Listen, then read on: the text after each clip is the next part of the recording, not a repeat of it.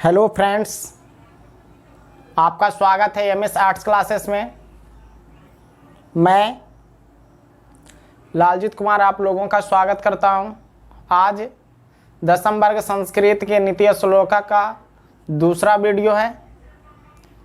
आपको पहला वीडियो में बताया गया था नित्य श्लोक के बारे में, जिसका अर्थ हुआ था नियम का श्लोक। नियम के बारे में संक्षिप्त में लिखी हुई बात आप जाने और उस बात को विस्तारित रूप में समझाया गया था कि विद्वान का गुण क्या होता है, विद्वान का लक्षण क्या होता है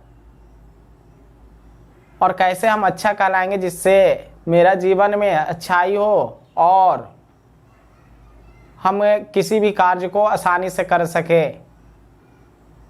बहुत सारी चर्चा, बहुत सारी बातें हुई थी और क्या है कि हमें संतोष कैसे मिलेगी, सुख हमें कैसे प्राप्त होगा, इसकी भी चर्चा हुई थी। उस वीडियो में यदि नहीं देखें तो उसे अवश्य ध्यान देकर देखें ताकि इस वीडियो को आप और भी अच्छे तरीक़ा से समझ पाएँ। तो चलिए शुरू करते हैं।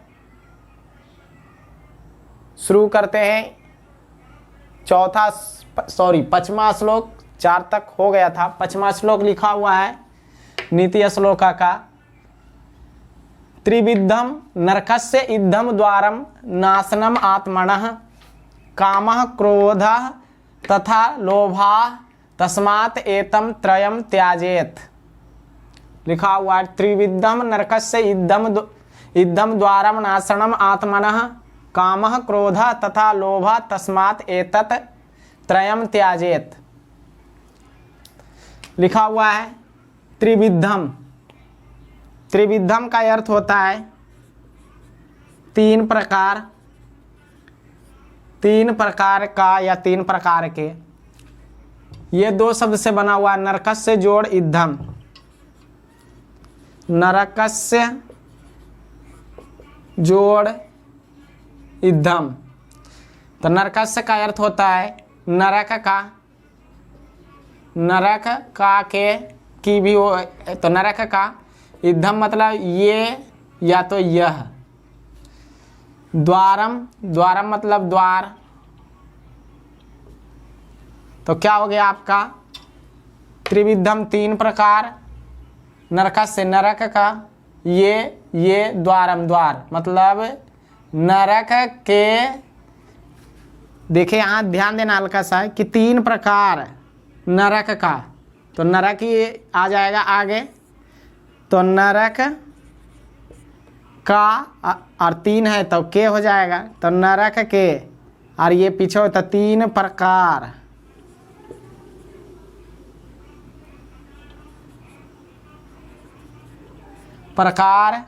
द्वार। तो अच्छा नहीं लग रहा है तो यानी का या की, तो यानी नरक के 3 प्रकार के द्वार।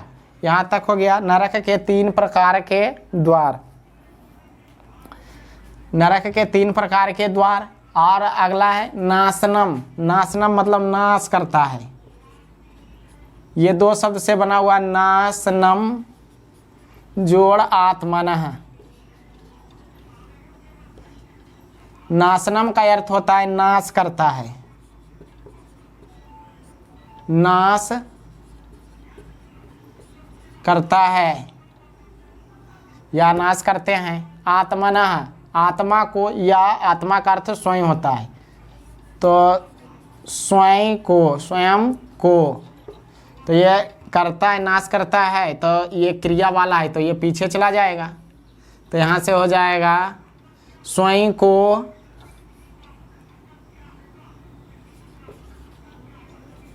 को नाश करता है। क्या हो गया यहाँ पे नरक के 3 प्रकार के द्वार स्वयं को नाश करता है। चलिए आते हैं। तो यहाँ से आपका सेंटेंस हो गया नरक के 3 प्रकार के द्वार स्वयं को नाश करता है। कामः, ये हो गया आपका कामः का अर्थ काम। ये 2 शब्द से बना हुआ क्रोधः। क्रोधा जोड़ आधा सा विसर्ग में टूटता है, तथा। तो क्रोधा का मतलब क्रोध और तथा का मतलब और या तो तथा, ये भी विसर्ग में टूटेगा तो यानी हो जाएगा क्या, लोभ, लोभा, तो लोभ। तो काम क्रोध लोभ, काम क्रोध तथा लोभ या काम क्रोध या लोभ। और तस्मात् एतम, तस्मात् एतम मतलब होता है उसे या उस, और त्रयम मतलब तीनों को, तो उस तीनों को त्याजेत, त्याग देना, त्याजेत का अर्थ होता है त्याग देना चाहिए। इसका अर्थ पर अभी है तो क्या हो गया कि काम क्रोध तथा लोभ उस तीनों को त्याग देना चाहिए। तो ध्यान देंगे, अभी ये सुटेबल नहीं हुआ, मतलब सही तरीके से अभी नहीं है, फिर भी ध्यान देंगे हल्का सा। नरक के 3 प्रकार के द्वार स्वयं को नाश करता है, काम क्रोध तथा लोभ, उस तीनों को त्याग देना चाहिए। तो ध्यान देंगे कि नरक के 3 प्रकार के द्वार हैं जो स्वयं को नाश करता है, और वो देखो क्या है, काम क्रोध तथा लोभ। तो जहाँ पे 3 प्रकार है तो वो तीनों कौन है, तो वो जहाँ पे 3 है तो उस तीनों के पास उसको ले जाएंगे। तो यहाँ पर हो गया नरक के 3 प्रकार के द्वार। तो नरक के 3 प्रकार के द्वार, द्वार है, उसके बाद क्या है, तो 3 प्रकार के द्वार हो गया। यहाँ पे यहाँ पर ध्यान देना हल्का सा कि ये यहाँ पे भी, यहाँ पे ले जाएंगे या तो इसको, यानी जो काम करने वाला रहता है वो कर्ता के रूप में रहता है, तो इसको आगे भी ले जाएंगे। तो क्या हो जाएगा कि काम क्रोध तथा लोभ नरक के 3 प्रकार के द्वार स्वयं को नाश करता है, उस तीनों को त्याग देना चाहिए। तो ये आपका यानी आगे चला आएगा। तो यहाँ से क्या हो जाएगा कि काम क्रोध तथा लोभ नरक के 3 प्रकार के द्वार, और कुछ नहीं तो लास्ट में है, तो कौची हो जाएगा कि 3 प्रकार के द्वार हैं, स्वयं को नाश करता है। तो यहाँ स्वयं को अच्छा नहीं लग रहा है तो ये ऐसे भी लिख सकते हैं इससे संबंधित। तो यानी जो स्वयं को नाश करता है उस तीनों को त्याग देना चाहिए, या तो ऐसे, नहीं तो यहाँ पर भी इसका अर्थ लगेगा कि नरक के 3 प्रकार के द्वार काम क्रोध तथा लोभ है। यहाँ भी हम इसको शिफ्ट कर सकते हैं, जो स्वयं को नाश करता है। तो यहाँ भी हम कर सकते हैं, यहाँ भी कर सकते हैं। तो यहाँ पे क्या हो जाएगा कि नरक के 3 प्रकार के द्वार काम क्रोध तथा लोभ हैं जो स्वयं को नाश करता है, उस तीनों को त्याग देना चाहिए। या तो इस तरह से आपका 2 तरह से अर्थ आप लिख सकते हैं। तो यहाँ पे क्या हो गया कि नरक का 3 द्वार, 3 प्रकार का द्वार काम क्रोध और लोभ हैं जो स्वयं को नाश करता है, उस तीनों को त्याग देना चाहिए। तो कह रहा है कि नरक का 3 द्वार, 3 प्रकार का द्वार है नरक का। वो 3 प्रकार का द्वार कौन है, तो एक काम है, क्रोध है और लोभ है। ये 3 प्रकार का द्वार है जो क्या करता है, स्वयं को, आत्मा को नाश कर देता है, खत्म कर देता है, बर्बाद कर देता है। तो उस तीनों को त्याग देना चाहिए, उस तीनों को क्या करना चाहिए, त्याग देना चाहिए। अर्थात हम इसको और ज़्यादा ढंग से, अच्छा ढंग से समझना चाहते हैं तो इस पर थोड़ा सा गौर करना है। क्या बोला कि नरक का 3 द्वार है, नरक का 3 द्वार है। तो सबसे पहली बात है कि नरक होता क्या है, नरक क्या है। आप नरक देखे हैं? कोई नहीं देखे हैं। लोग कहते हैं कि स्वर्ग और नरक मरने के बाद होता है, लेकिन ऐसी बात नहीं। स्वर्ग और नरक की यदि हम बात करते हैं तो इसी पृथ्वी पर, इसी धरती पर स्वर्ग और नरक है। स्वर्ग क्या है, तो इस धरती पर स्वर्ग है नरक है। तो स्वर्ग है कि वैसे परिवार, वैसा घर द्वार जहाँ पर किसी तरह की अशांति नहीं है, एक दूसरे से किसी तरह का जलन भेदभाव नहीं है, उनका पारिवारिक जीवन सुसंपन्न और सुविचारित रूप से चलता है। एक दूसरे के विचार और एक दूसरे की अच्छाई और एक दूसरे के प्रति प्रेम से लोग रहते हैं, लोग मिलजुल कर रहते हैं। और इस परिवार में किसी तरह की समस्या को आसानी से सॉल्यूशन कर लेते हैं, तो ये आपका स्वर्ग जैसा है।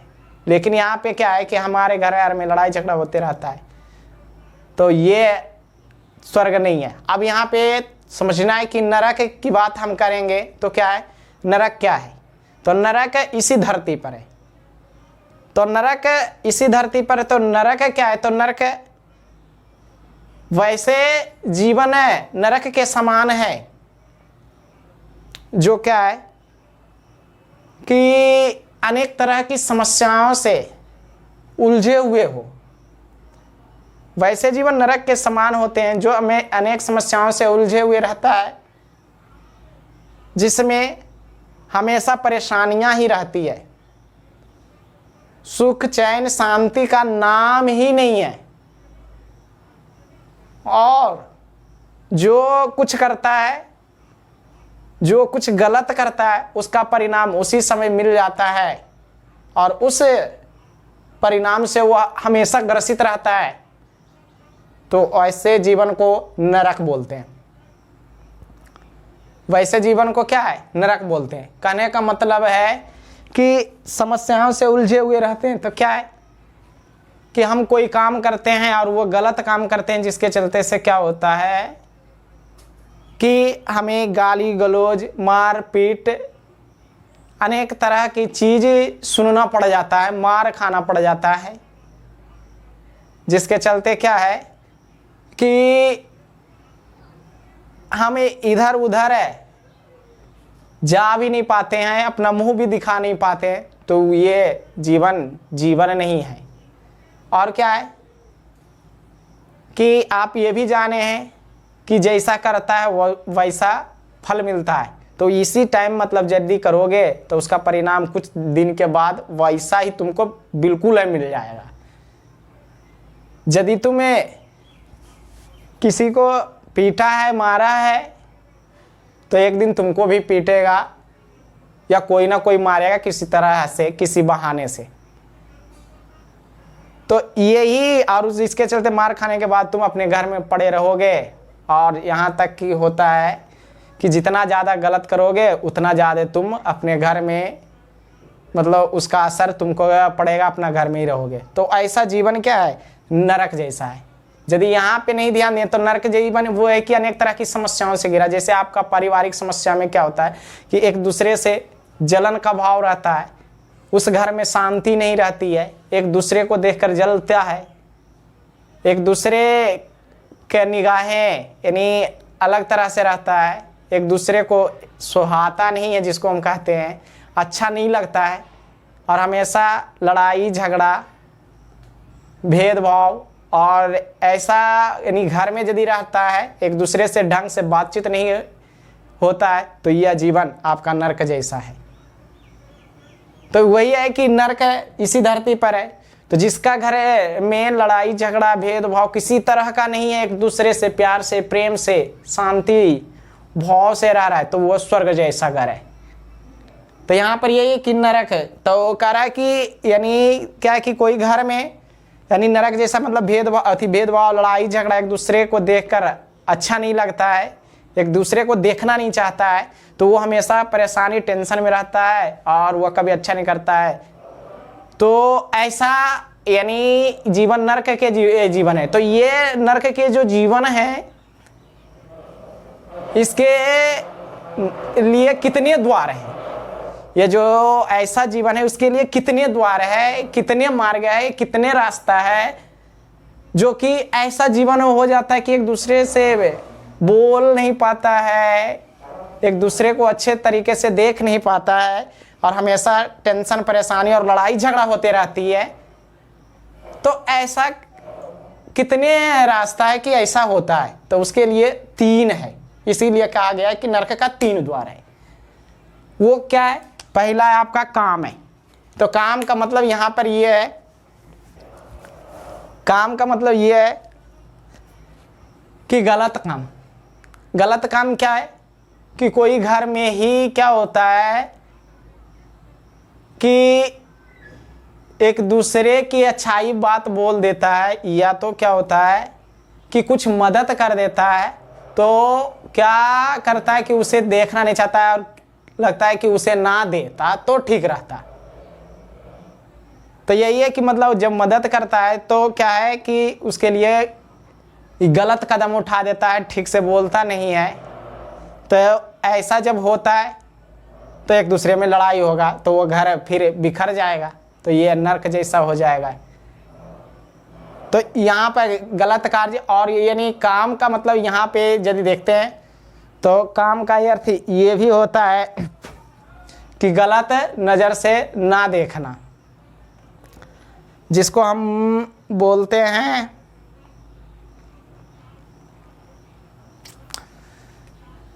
चलिए अच्छा, गलत कार्य नहीं करेंगे तो क्या होगा कि हमेशा घर में शांति रहेगी। मदद करेंगे, मदद करना चाहिए और उसे देखकर मतलब जलना नहीं चाहिए। तो यदि ऐसा है तो आपका क्या है कि यानी नरक से बच जाएंगे। और क्रोध, क्रोध का मतलब क्या होता है? गुस्सा। तो गुस्सा हम करेंगे तो फिक्स है कि नरक जाएंगे। नरक जाएंगे का मतलब है कि भेदभाव होते रहेगा, एकदम लड़ाई झगड़ा होते रहेगा, बिल्कुल अशांति माहौल, अशांति वातावरण अपना घर में ही फैला हुआ रहेगा। तो ये ऐसा क्रोध से होता है, गुस्सा से होता है। क्या है कि एक दूसरे में इतना गुस्सा कर देते हैं जिसके चलते क्या होता है कि कुछ भी गलत सलत बोल देते हैं, गलती बोल देते हैं, या तो गुस्सा में मार देते हैं, मारते पीटते हैं, जिसके कारण और क्या होता है कि अशांति माहौल, अशांति वातावरण होता है और एक दूसरे से बातचीत धीरे धीरे कम होता है, बातचीत होना बंद हो जाता है। तो जब ऐसा हो रहा है तो वो घर नरक जैसा है। तो ऐसा कब होता है? जब क्रोध होता है। तो लोभ, लोभ का जानते ही कि खुद को यानी सबसे ज़्यादा चाहिए, दूसरा का क्या हानि है, क्या घटा है, इससे कोई मतलब नहीं रखता है। अपने लिए आसपास या घर के लोगों की हानि नहीं देखता है, जिसके चलते क्या है कि घर वाले और एक दूसरे में क्या है मतभेद हो जाता है। तो ऐसा होने से वो घर विखंडित हो जाता है, बिखर जाता है, और वही बिखरने वाला जो माहौल है नरक जैसा है, वही नरक है। तो यही है। तो ये कह रहा है कि ऐसा, और क्या है कि और ऐसा होने के बाद क्या है, स्वयं को नाश करता है। घर तो बिखरता है और अपने आप को भी खत्म कर देता है। इसका क्या मतलब है? इसका मतलब ये है कि इतना करने के बाद क्या होता है कि आपका वैल्यू, आपका सम्मान कुछ नहीं रहता है। आप बेकार जैसा जहां भी जाओगे, जिधर भी जाओगे, आपका कोई आदर सम्मान नहीं करेगा। तो अपने आप को कुल्हाड़ी मार दिया, इसीलिए कहा कि स्वयं को नाश करते हो। तो यदि कार्य यही है तो नरक का 3 द्वार काम क्रोध लोभ है, जो अपने आप को खत्म कर देता है। और करा कि यदि उससे बचना चाहते हो तो उन तीनों को अर्थात काम क्रोध और लोभ, मतलब गलत कार्य, गुस्सा और लोभ को हमें त्याग देना होगा, छोड़ देना होगा, तब जाकर क्या है स्वर्ग जैसा आपका घर बन पाएंगे, नहीं तो नरक जैसा रहेगा। इसलिए कहा कि उन तीनों को त्याग देना चाहिए। तो आपका सवाल आएगा कि नरक के कितने द्वार है? तो आपका 3 है। और कौन कौन है? तो काम क्रोध और लोभ। कह रहा है कि नरक से बचने के लिए क्या करना चाहिए? तो काम क्रोध लोभ, इन तीनों द्वार को त्याग देना चाहिए। अगला है आपका, देखेंगे आगे लिखा हुआ है कि षड्दोषः पुरुषेण ए हतवया भूतिम इच्छता तंद्रा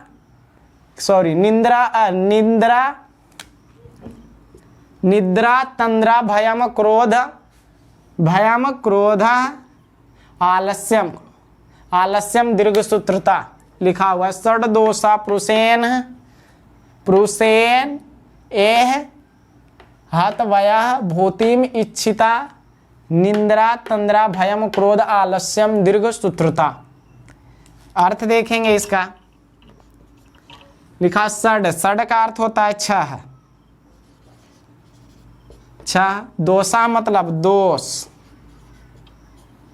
तो छह दोष। पुरुषेन पुरुषों द्वारा या पुरुषों को,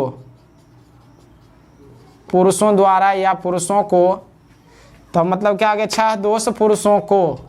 हतवया, हतवया मतलब हत्या कर देना चाहिए, अर्थात मार देना चाहिए, अर्थात त्याग देना चाहिए।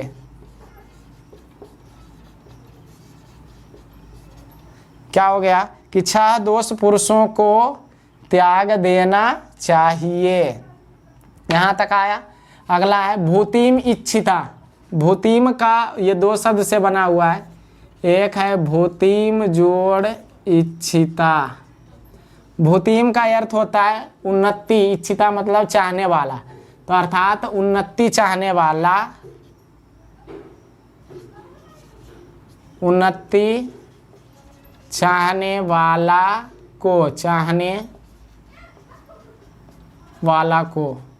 तो क्या हो गया कि छह दोष पुरुषों को त्याग देना चाहिए, उन्नति चाहने वाला को। अब है निद्रा, निद्रा निद्रा निद्रा निद्रा निद्रा है, तो निद्रा मतलब नींद।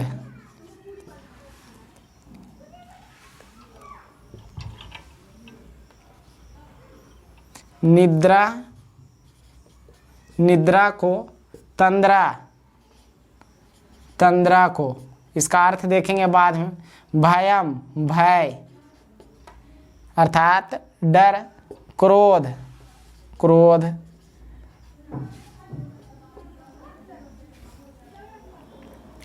आलस्यम आलस्य को,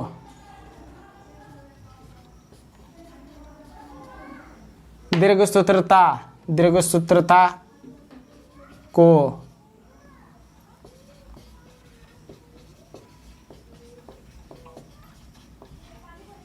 तो क्या हो गया यहाँ पे देखो कि छह दोष पुरुषों को त्याग देना चाहिए, उन्नति चाहने वाला को या उन्नति चाहने वाले को या उन्नति चाहने वाला को।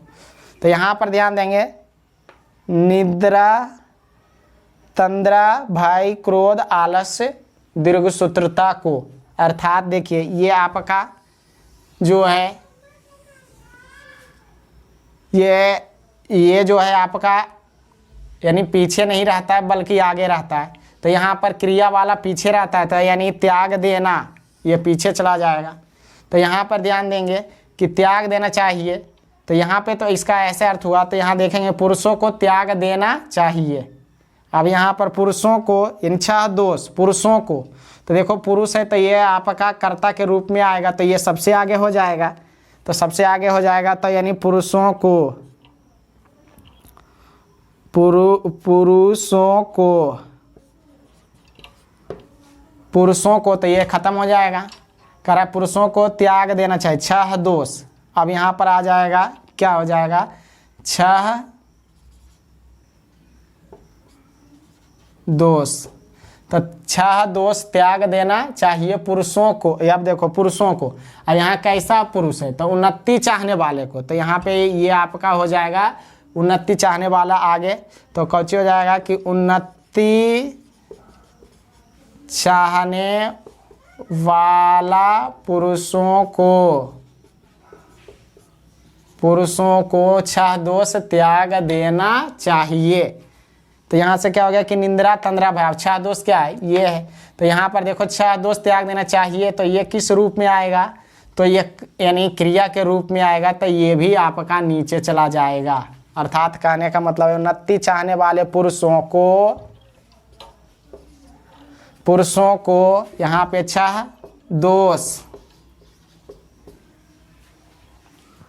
छह दोष निद्रा, तंद्रा, भय, क्रोध, आलस्य को दो को हट जाएगा, और दीर्घसूत्रता को त्याग देना क्रिया था, तो क्रिया जब भी रहता है तो पीछे लगता है, तो त्याग देना चाहिए,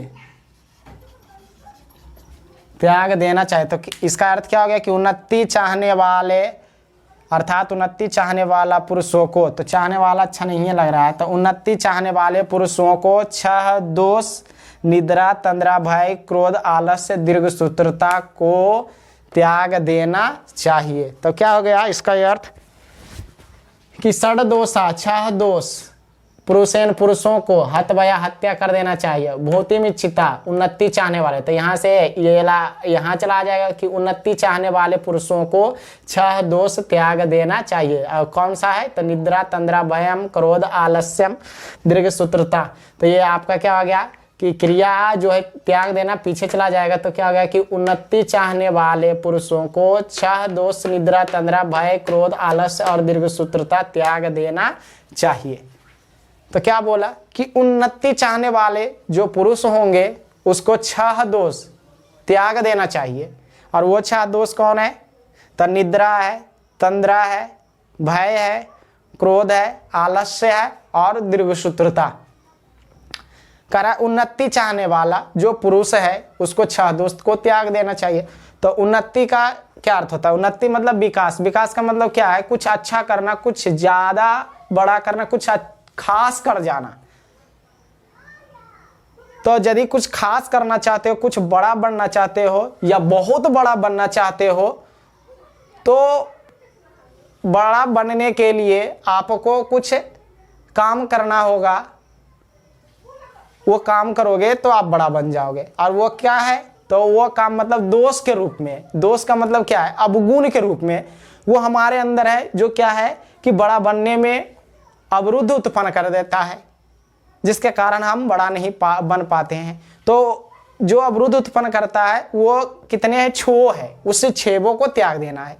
कहने का मतलब ये हो गया कि हम कुछ बड़ा करना, उन्नति चाहते हैं, कुछ बड़ा करना चाहते हैं, कुछ बड़ा हासिल करना चाहते हैं, कुछ खास करना चाहते हैं, तो कुछ खास करने के लिए हमें 6 गो अवगुण हम त्याग देना चाहिए जो हमारे पास रहता है। वो 6 अवगुण में से पहला है आपका निद्रा। निद्रा है, अवगुण है, अवगुण मतलब गलत गुण है, जिसके रहते हम बड़ा नहीं बन पाएंगे, तो उसको त्याग देना होगा।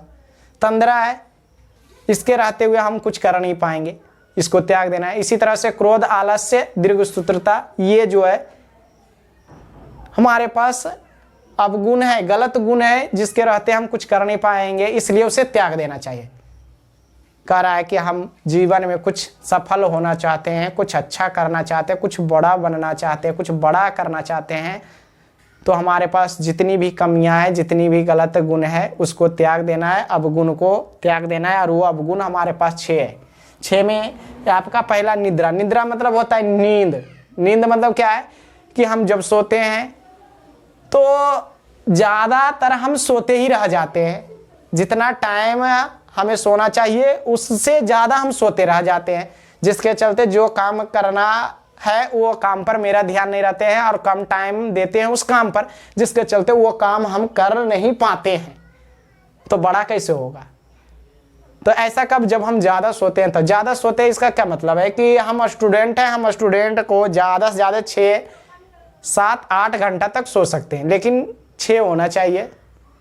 तो हम क्या करते हैं, 6 घंटा के जगह 8 घंटा तो सोते ही है, लेकिन उसके अलावा और भी सोते हैं, तो 12, 14 पूरा देते हैं, जिसके कारण क्या है कि जो काम करना चाहते हैं वो काम में हमें कम टाइम मिलता है, जिसके चलते हम उस काम को मतलब उस काम को कर नहीं पाते हैं, उस काम में सफलता हासिल नहीं कर पाते हैं। इसलिए हमें कम सोना चाहिए। हम यदि कम सोते हैं, कम सोने का मतलब जितना लिमिट है 6, 7, 8 तक का हम सो सकते हैं, और इसके बाद जितना टाइम मिलता है वो उतना टाइम उस काम पर हम लगाएंगे, तब हम कुछ बड़ा कर पाएंगे, उन्नति कर पाएंगे। इसलिए कहा कि नींद को त्याग देना चाहिए, मतलब कम सोना चाहिए। और क्या है तंद्रा। तंद्रा का मतलब क्या होता है, तंद्रा का मतलब होता है ऊँघना, ऊँघना मतलब क्या होता है? उबना, उबना कह रहा है, उबना, उबना मतलब उब जाते हैं। ऊँघना होता है उब जाते। उब जाते क्या है कि हम जब कोई काम करते हैं तो उस काम को करते समय कुछ समय के बाद हम उब जाते हैं, उस काम को करने में हमें मन नहीं लगता है, उस काम को करने की इच्छा नहीं करने लगता है, तो क्या है, उस कार्य को हम छोड़ देते हैं। जैसे आप मैथ बनाते हैं तो क्या होता है कि कुछ देरी बनाए तो बना रहा है तो ठीक है, नहीं यदि बना तो क्या करते हैं कि छोड़ देते हैं, जो कि उस तरह का जो है बता दिया गया है, फिर भी हम से नहीं बन पा रहा है। तो ऐसे कंडीशन में क्या है, हम उब जाते हैं। यदि यही बात है हम फिर से सोचे या दोबारा करें, क्या दोबारा करें कि जिस तरह से सर बताएं तो स्टेप बाय स्टेप हम हर एक चीज़ को देखेंगे तो हमारी गलती और कमी आसानी से पता चल जाएगा, और वो आसानी और कमी को हम दूर करेंगे और फिर आगे हम बढ़ जाएंगे। लेकिन क्या होता है कि हम कोई काम करते यानी समय उब जाते, तो उबते किस कारण से, तो क्या होता है कि जिस समय हम पढ़ते हैं या जिस समय कुछ करते हैं तो उस समय मेरा माइंड इधर उधर ज़्यादा होता है, जिसके कारण क्या हम उधर के बारे में सोचने लगते हैं और यहाँ पे ध्यान नहीं रहता है, जिसके चलते क्या होता है कि कुछ समय पढ़ते यानी कुछ समय के बाद कोई काम करते हैं तो उस समय धीरे धीरे छोड़ने का मन कर देता है, जिसको हम कहते हैं उब जाते हैं। तो उब जाते हैं और उब कर छोड़ देते हैं तो जिंदगी में कुछ बड़ा या खास नहीं कर पाओगे। इसलिए उबो नहीं, बल्कि उसे शांति पूर्वक और उस पर फोकस करते हुए थोड़ा सा टाइम दो, ध्यान दो और उस कार्य को करने की कोशिश करते रहो, करने की कोशिश करो। तो यदि ऐसा करते हो तुम बड़ा कर जाओगे, कुछ खास कर जाओगे, और यदि उब कर छोड़ दोगे तो कुछ नहीं होने वाला। तो यही है कि ज़्यादा सोचते हैं और हम उब कर छोड़ देते हैं, तो ये अब गलत गुण है, जिसके चलते उन्नति नहीं कर पाते। इसलिए उन्नति चाहते हो तो ये 6 में से 2 ये अभी हुआ तो ये सबको त्यागना होगा। अगला है क्या, भय। भय का मतलब डर। हम कोई भी कार्य करते हैं तो डर जाते हैं। जैसे क्या है कि जैसे पढ़ रहे हैं तो हमें लगा हुआ रहेगा कि हम पास होंगे या नहीं, ऐसा मेरा माइंड में थॉट आते रहता है, जिसके चलते क्या होता है कि पढ़ने में मन नहीं लगता है। सोचते हैं कि हम कमज़ोर हैं, ये है, हमसे बनता नहीं, ये है, तो बहुत कम नंबर आएगा, फेल भी हो सकते हैं। तो इस तरह का डर, इस तरह से का भय बना हुआ रहता है, जिसके कारण से क्या होता है कि और पढ़ने में मन नहीं लगता है। अब सोचने वाली है कि हम जिस चीज़ की तैयारी कर रहे हैं उसके लिए हम अलग अलग जाकर टाइम दे रहे हैं, तो फिर भयभीत होना क्यों है, डरना क्यों है। जान रहे हैं कि जो चीज़ उस समय पूछने वाला वो चीज़ हम पढ़ ही रहे हैं, तो डरने वाली जो नहीं पढ़ता है वो ना डरता है। इसलिए हमें डरना नहीं चाहिए, भयभीत नहीं होना चाहिए। यदि डरते नहीं हो और उस कार्य को करते रहते हैं तो आप सफल होंगे, उन्नति कर पाएंगे। क्रोध। क्रोध का मतलब क्या है, गुस्सा। गुस्सा हम करते हैं तो क्या होता है कि हम कुछ अच्छा खास नहीं कर पाएंगे, क्योंकि गुस्सा क्या होता है कि अनेक तरह की समस्याओं को ला देता है, जिसके चलते अनेक तरह की बात और अनेक तरह की मतलब सुनना पड़ जाता है, जिसके कारण मेरा मन दिमाग मतलब नहीं लगता है। जैसे में से क्या होता है कि एक छोटा सा एग्जांपल लेंगे तो जैसे कोई भी कंपनी का जो मालिक है, वो मालिक क्या है, गुस्से में किसी क्लर्क को या किसी मजदूर को मार देता है कुछ गलती पर, तो वो क्लर्क और वो जो मजदूर है छोड़कर चला जाएगा, तो क्या है, कंपनी बढ़ जाएगा, नहीं तो बड़ा हो पाओगे नहीं। इसलिए क्या है, कुछ करने तो इस तरह से हमें गुस्सा पर कंट्रोल करना होगा। या तो घर में ही रहते हैं तो यदि कुछ माता पिता या कोई हमें कुछ बोल दे तो क्या है, गुस्सा में हम भी कुछ जवाब दे दें या कुछ गलत कर दें, तो आप जिंदगी में कुछ नहीं कर पाओगे, क्योंकि उसी तरह की समस्या में आप उलझे हुए रहोगे, कुछ नहीं कर पाओगे। तो इस तरह से क्रोध को भी त्याग देना चाहिए। आलस्य। आलस्य का तो मतलब जानते ही हो। आलस्य का मतलब ये हुआ कि कोई काम करना चाहता है लेकिन समय पर नहीं करता है या तो नहीं भी कर सकता है, तो ऐसे व्यक्ति आलसी होता है। और ऐसा जिसके पास गुण होता है वो आलस्य का गुण होता है। तो मतलब कोई काम टाइम पर नहीं करेंगे तो फिक्स है कि कुछ बड़ा नहीं कर पाएंगे। अगला है क्या, दीर्घसूत्रता। दीर्घसूत्रता का मतलब होता है क्या, दीर्घसूत्रता का मतलब होता है कि कोई भी काम को लंबे समय तक करते रहते हैं। तो यदि उन्नति चाहते हो तो उस काम को लंबे समय तक नहीं, बहुत टाइम तक नहीं, कोशिश करेंगे कि जल्दी से जल्दी खत्म हो और जितना उसका टाइम है उतना ही दें। यदि 2 घंटा का टाइम है तो 2 ही घंटा में, यहाँ तक कोशिश करेंगे कि 1.5 घंटा में हो जाए। ये नहीं कि 3 घंटा 4 घंटा देते रहें। जैसे होता है कि कोई काम करते हैं, पत्थर ईंट ढोने का काम करते हैं, रहता है 1 घंटा का टाइम, तो 4 चक्कर घूर कर आते हैं, या तो शाम को कहते हैं गुड़ती करेंगे, फ्री टाइम में करेंगे, इस तरह से 5-6 घंटा लगा देते हो। तो ऐसा ना होकर बल्कि उसको उसी टाइम में 2 घंटा में ही कर देना होगा। कर दोगे तो आप सफल हो गए, मतलब बहुत बड़ा आप कुछ अच्छा खास कर सकते हो। इस तरह से लंबे समय तक कार्य को नहीं करना चाहिए, जितना टाइम है उतना ही। तो यदि ऐसा दीर्घसूत्रता को दूर करते हो, तब ऐसा चाहते हो तो तुम उन्नति कर पाओगे। तो इसीलिए कहा कि यदि उन्नति कुछ बड़ा चाहते हो तो ये सारे अवगुण है, गलत गुण है, दोष है, हमारे अंदर है, ये छो है, निद्रा, तंद्रा, भय, क्रोध, आलस और दीर्घसूत्रता, इन सारे को त्याग दोगे तो कुछ खास और कुछ बड़ा करोगे। तो यहाँ से सवाल आएगा, उन्नति चाहने वाले को कितने दोष त्याग देना चाहिए? तो 6। और कौन कौन? तो निद्रा, तंद्रा, भय, क्रोध, आलस और दीर्घसूत्रता, ये आपका था। आगे हम देखते हैं, आगे वाला लिखा हुआ है, सत्येन रक्षते धर्मो विद्या योगेन रक्षते मृजया रक्षते रूपम कूलम वृतेन रक्षते, ऐसा लिखा हुआ है। इसका अर्थ हो गया सत्येन। सत्येन का अर्थ होता है सत्य से, सत्येन का अर्थ होता है सत्य से, रक्षते रक्षा होती है, रक्षा होती है। तो यहाँ धर्मो, धर्म की, तो यानी धर्म की, तो ये तो और हल्का है। तो यानी सत्य से रक्षा होती है, रक्षा होती क्रिया, तो ये आपका पीछे चला जाएगा तो कुछ हो जाएगा, रक्षा होती है। तो मतलब सत्य से धर्म की रक्षा होती है। इसी को और यहाँ लिख देते हैं, सत्य से धर्म की रक्षा होती है, उसी को यहाँ लिख दिए। ठीक।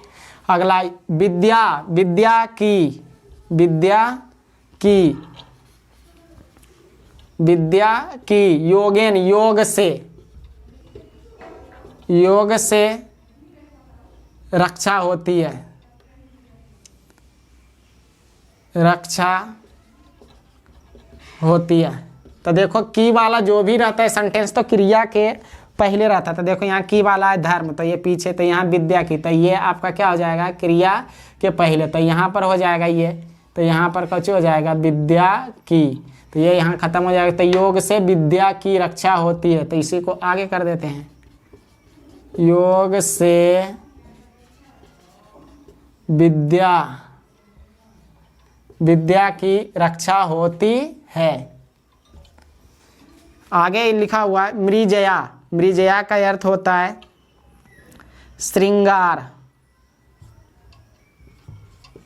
श्रृंगार से रक्षते रक्षा होती है, रूपम रूप की, तो रूप यहाँ आ जाएगा, तो रूप की, और रक्षते पीछे जाता है, तो यानी रक्षा होती है।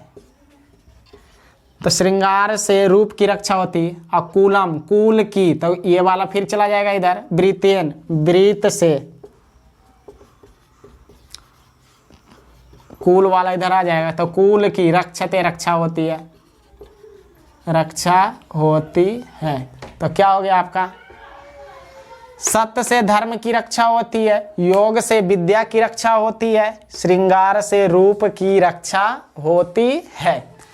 तो ये आपका अर्थ हो गया इसकी, सत्य से धर्म की रक्षा होती है, योग से विद्या की रक्षा होती है, श्रृंगार से रूप की रक्षा होती है, रूप की रक्षा होती है। तो क्या कह रहा है कि सत्य से धर्म की रक्षा होती है, कह रहा है योग से विद्या की रक्षा होती है, श्रृंगार से रूप की रक्षा होती है, और वृत से कुल की रक्षा होती है। तो थोड़ा सा ध्यान देना है, क्या है कि कह रहा है सत्य, तो सबसे पहली क्या है कि सत्य से धर्म की रक्षा होती है। सत्य का मतलब क्या हो गया कि सत्य मतलब सच बोलना और सही करना। यदि हम सच बोलते हैं तो सही करेंगे, तो सही करेंगे, तो धर्म की रक्षा होगी। तो यानी सत्य से धर्म, तो धर्म का मतलब क्या होता है, आपको बताए थे कि कर्म। तो यदि हम क्या है सच बोलते हैं तो धर्म की रक्षा होती है। धर्म की रक्षा मतलब क्या है, कर्म। कर्म मतलब क्या है, काम। काम की रक्षा होती है। इसका क्या कहने का मतलब है, हम जब भी सच बोलेंगे तो कोई भी कार्य करेंगे तो सही ही करेंगे, क्योंकि गलत करेंगे तो हम जानते हैं कि सच बोलते हैं और सच बोलेंगे तो गलत का परिणाम हमको भोगना पड़ेगा। इसलिए क्या है, गलत करेंगे ही नहीं तो हमेशा सही करेंगे तो मेरा सही काम ही होते रहेगा। इसलिए बोला कि सत्य से यानी धर्म की रक्षा होती है। और धर्म मतलब कर्म की रक्षा होती है, सही काम करेंगे, सही करते रहेंगे, जिससे क्या होगा कि हमेशा मेरा सही रहेगा। अगला, योग से विद्या की रक्षा होती है। योग मतलब होता है अभ्यास, जोड़। तो जोड़ते रहेंगे मतलब अभ्यास करते रहेंगे हमेशा। जो चीजें पढ़ाई में हम किए हैं उस पढ़ाई को हमेशा जोड़ते रहेंगे, मतलब उस पढ़ाई को हमेशा करते रहेंगे, अभ्यास करते रहेंगे, दोहराते रहेंगे, तो विद्या की रक्षा होता है। विद्या हमेशा रक्षित मतलब रहेगी, मतलब विद्या हमारे पास रहेगा, विद्या की रक्षा होती रहेगी। विद्या हमसे दूर नहीं जाएगी, हमारे पास ही रहेगा, विद्या बरकरार रहेगी। तो यदि आप अभ्यास करोगे तब। अगला है श्रृंगार से रूप की रक्षा। श्रृंगार यदि हम करते हैं तो रूप की रक्षा होती है। रूप मतलब फेस, चेहरा की रक्षा होता है श्रृंगार से। श्रृंगार कहने का मतलब ये हो गया कि साफ सुथरा रहेंगे और जो हमारे फेस के लिए उत्तरदायी है उसको हल्का फल्का लगाएंगे तो मेरा रूप की रक्षा होगी। रूप अच्छा लगेगा, अच्छे दिखने में लगेंगे, तो साफ सुथरा रहेंगे तब। अगला है कि वृत्त से कुल की रक्षा होती है। वृत्त मतलब होता है आचरण से। आचरण का मतलब क्या है कि मेरा स्वभाव, मेरा चाल चलन, मतलब गलत नहीं करेंगे तो वंश की, कुल मतलब वंश की रक्षा होती है। वंश मतलब यानी रक्षा होती मतलब वंश का नामगान उत्थान होता है और विकास होता है कि नहीं फलना का ठीक है, फलना का लड़का लड़की ठीक है। तो मतलब वृत्त मतलब आचरण, मतलब अच्छे आचरण से अच्छा आचरण करते रहेंगे, किसी के साथ गलत व्यवहार, गलत बोलेंगे नहीं, तो हमारा वंश की रक्षा होगी, हमारा वंश का नाम गाम बरकरार रहेगा, हमेशा वो ठीक रहेगा। और यहाँ तक है कि नाम गाम वंश का, कुल का हमेशा रहेगा और होते रहेगा। ऐसा तो इस तरह से हम करेंगे तो मेरा जीवन में अच्छा रहता है। यहाँ से हमने देखा कि नियम का श्लोक के बारे में हम पढ़ रहे हैं, तो इस तरह का नियम करेंगे तो मेरा जीवन सही रहेगा, ठीक ठाक रहेगा कि सच बोलेंगे, अभ्यास करते रहेंगे, ज्ञान आते रहेगा और ये साफ सुथरा रहेंगे। और क्या है कि अच्छे आचरण है हमेशा करते रहेंगे। और आपको उन्नति,